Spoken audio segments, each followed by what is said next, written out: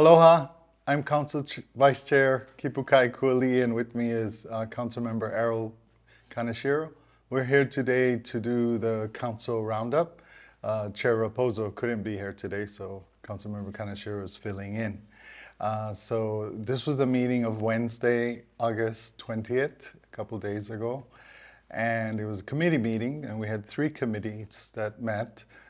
2 of the committees, the Parks and Rec Transportation Committee and the Committee of the Whole, only had 1 item, which was minutes, and so that was just approved and done.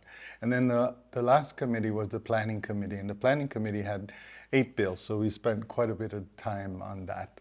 So we'll go through some of those bills, just a quick recap. It's in committee, it's, where committee is where we work on the bills, so. The first bill was Bill 2961, and this bill had to do with the wildfire and wildland urban interface. So basically that bill was amending, coming from planning, would work with, of course with the fires in Maui and everything, everyone's more cognizant of making sure we're taking care of our communities. So. Amending the bill. I can give a little more detail on it. So these requirements were for any plantation camp housing zoning. And basically they took mitigation efforts for new construction on those type of zoning properties where you have a plantation camp. And, they're basically, the requirements were in consideration of construction and defensible space. So for construction, they're saying, planning did a very good job working with fire and the Hawaii Wildfire Management Organization to get as much information as they could on what is the best way to prevent a house from catching on fire if we're in this wildfire situation. And so they came up with these requirements, being cognizant of we can't make it cost way out of line with what someone would be building a house for. And so they came up with these small measures that will help protect your house during a fire. And so in regards to construction, they had information on what type of roof you could build versus what type you couldn't. Obviously, a wood roof is not allowed because it's easy to catch on fire. Asphalt and metal roofs are allowed. Gutters. And most of the newer homes are built with good roofs, with fire resistant, And then they have smaller stuff like gutters had to be metal, and also covered so that the leaves that would usually collect in a gutter don't sit there and they could catch on fire. Exterior walls, any what do they call it? Intersections. Yeah. And even with the walls too, most of the new houses are built. I know my house was built in 2012.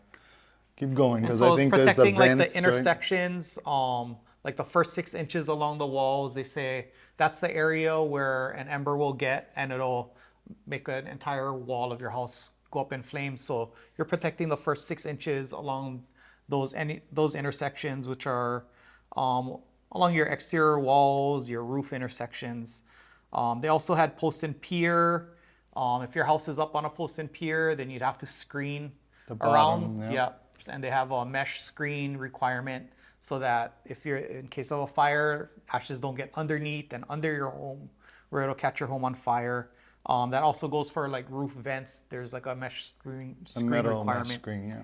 Yeah. So those are the type of construction, small construction improvements they are requiring in these type of homes. And then they also because in general, the biggest threat to our homes from a wildfire is what happened in Maui, right? So all the embers in a big wind day will just get carried. And I thought it was interesting too when they said that the embers typically can bounce off of your roof because of how the roofs are built. Of course, the really older homes probably need different kinds of protection. And the walls, right? But then the whole thing about it falling from the wall down to the side of the house, and they even gave the example of don't leave anything leaning up against the house, because one example was there was a broom leaning against the house and the embers fell from the roof or the side of the house onto the broom, and then that's where the fire all started. So the whole thing too about a sidewalk around the house, sort of, I was a little surprised by that because part of my house, when it was built in 2012, has a sidewalk, but only in two ends. And I think it's probably only like 3 feet, but they said it's 5 feet, right? Yeah, so they also require defensible space around the house, and they had these zones. So, like zone 0 was within 5 feet, and the 5 feet is where they would require you to have concrete totally around, cleared and concrete totally if clear. possible. We asked if there's any additional type of materials you could use that might be cheaper, but they said for the most part, concrete is the best material. If you put gravel, you'll still get stuff stuck in gravel. It'll be hard to maintain. You can get leaves there you can't rake off, Yeah. so it doesn't serve its purpose. So. And even though it's what a $10,000-$15,000 investment, it's quite expensive. Yeah. That your house is worth hundreds of thousands Yeah, I of think dollars, they said especially building a new house. That one was one that was kind of non-negotiable. They said that 5 feet is a difference between a house going up in fire and not in a lot of cases. So, Which leads me to think I need to go back and do some work around my house. yeah, then they expanded it to zone 1, which is 30 feet out, and they created defensible space as far as what type of vegetation you can plant around, how high it can be. Then they did another zone, which is 100 feet, which obviously as you get further out, the vegetation can be higher, but you don't want vegetation right up against your house. They did exempt certain type of vegetation, taro and bananas specifically, because they said did studies on it, and banana trees hold a lot of water, so they're not much of a fire hazard, and then taro in itself is not much of a fire hazard. And the day all started with a very thorough presentation from the folks at planning, Kaina and Shalea, and then also Elizabeth Perkins, who's the executive director of the Hawaii Wildfire Management Organization. I think they're headquartered out of the Big Island, but they serve the entire state. And they've been here on Kauai many times doing workshops, working with our fire department. Yeah, I know for a fact they meet yearly with big landowners and fire department. Landowners, yeah. On what type of resources you each have, what's your procedure if there's a fire. And yeah, one of the other things it also requires is a yearly workshop within that plantation camp where they go through again defensible space and what you can do to prevent fires around the house. Again, a lot of it is not storing everything up against your house that can catch on fire. So it's keeping those areas around your house growing plants clear. that could be dry and all of that.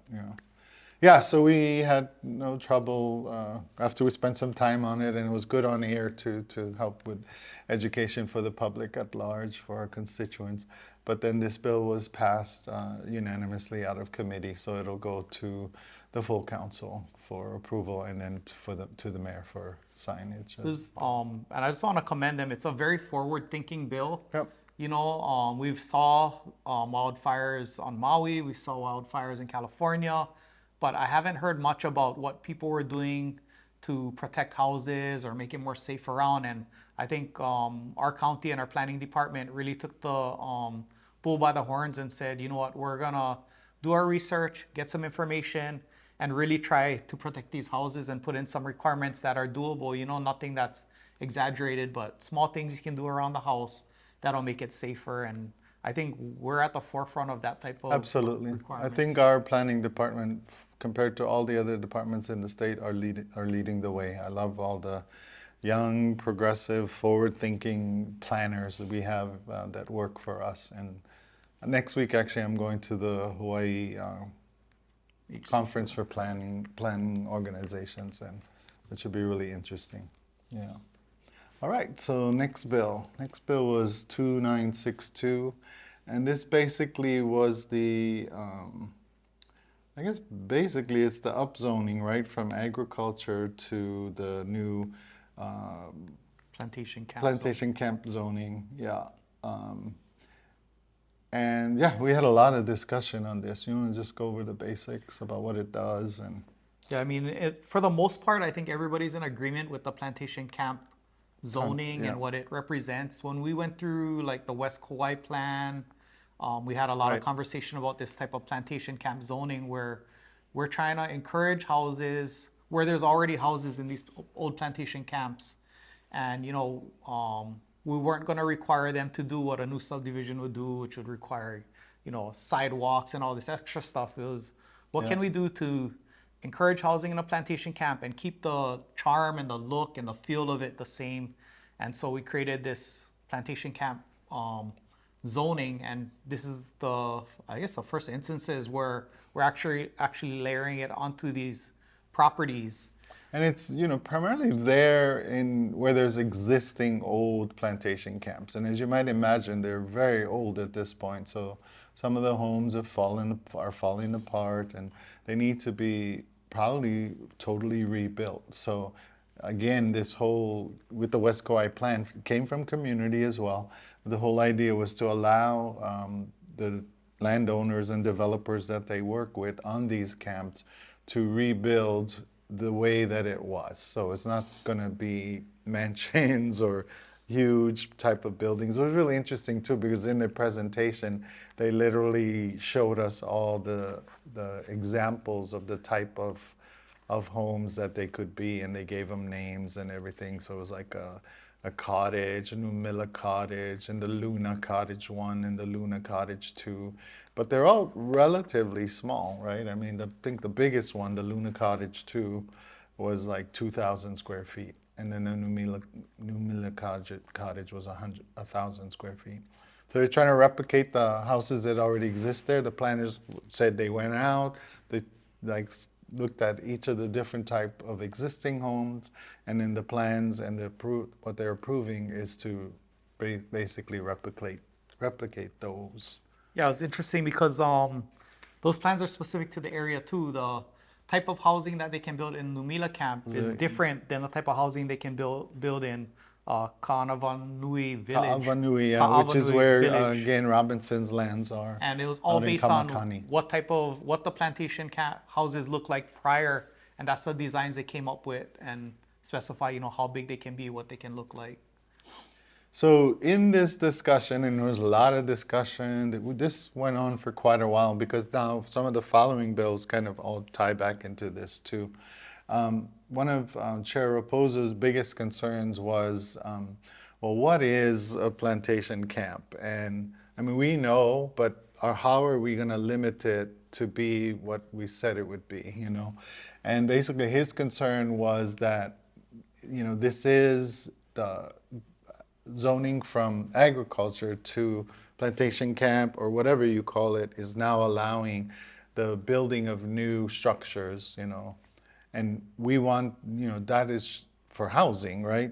So Chair was like, but how are we ensuring that it would be for housing, and whether it would be affordable housing and farm worker or agriculture housing? I think one of the testifiers talked about we should call it farm worker housing instead of agricultural housing. I'm not sure why, maybe but so Chair's concern was that we should have additional language that makes sure that these new houses that are built are going to be for agriculture or farm workers. And so then this amendment, which I guess prior to Chair and planning and the landowners and potential developers worked out that 30% language, right? Yeah, so and ahead of that time, was in they this, talked about it and agreed on doing a 30% of their units were going to go to ag. Yeah, it's like a first right of refusal. So after the homes are developed, say they do 10, at least 3 of them has to be offered first to ag workers. And, it likely will be, because what they're doing is building homes for their workers, right? So, and it is very specific to ag workers working on that property. So then, then the conversation was, why is it 30 and not 50, and this is just a first right of refusal and not necessarily a hard, fast requirement.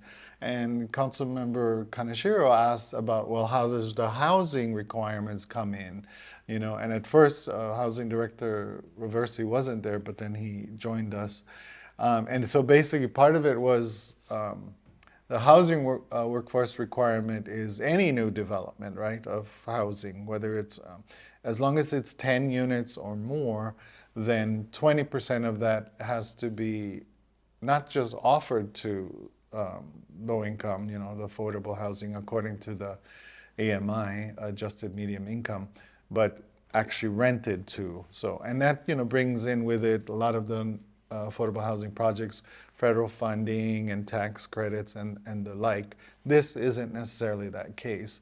And I think one of the points I made too was that, yes, you have the affordable housing requirements, which is 20%. And then you have this, which is the farm worker requirement, but it's not a requirement that they ultimately be rented to those people, just that they be given the first right of refusal, which we think mostly they will be taking it until, all the workers are satisfied, if you will. But because we weren't at a place where we felt like we ironed it all out, because then there was another amendment that was getting rid of the 30% altogether and saying basically make it 100% available to any of the ag workers from the property, first and foremost, with the right of refusal, and having a wait list so that if anybody's on the wait list, you go back to the wait list. So, but this is all stuff in the works yet. That amendment didn't get passed, even though it got put forward for further work. So I think that amendment brought up a lot of conversation on, yeah. what is it Questions. that you need to provide? What is the process for it? How do you offer 30% of the units? Like, how do you know who wants it? And then it brought up the whole affordable housing. One of the council members was concerned about managing that wait list, right? So, but unlike maybe the wait list that the county has to deal with because it's island wide and it's based on income, this wait list would be just based on the people that work in the farm operations on that property. So it would be kind of a limited universe, if you will, that the farm operation would already have. So then that was the other thing, right? Who's responsible? Is it the landowner or is it the leaseholder operator on the land? So it's more things that we're going to work out. And I think, this is where we work on it in committee. So this was our first hearing in committee and it'll come up again.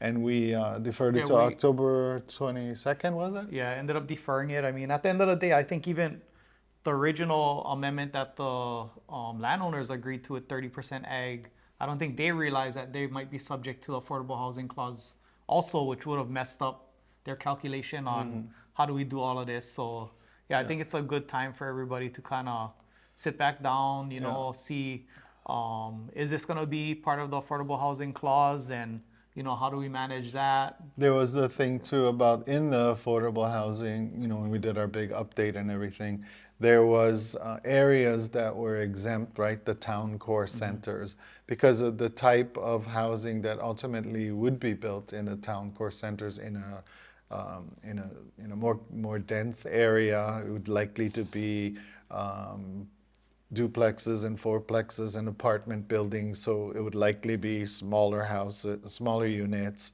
at a more affordable price.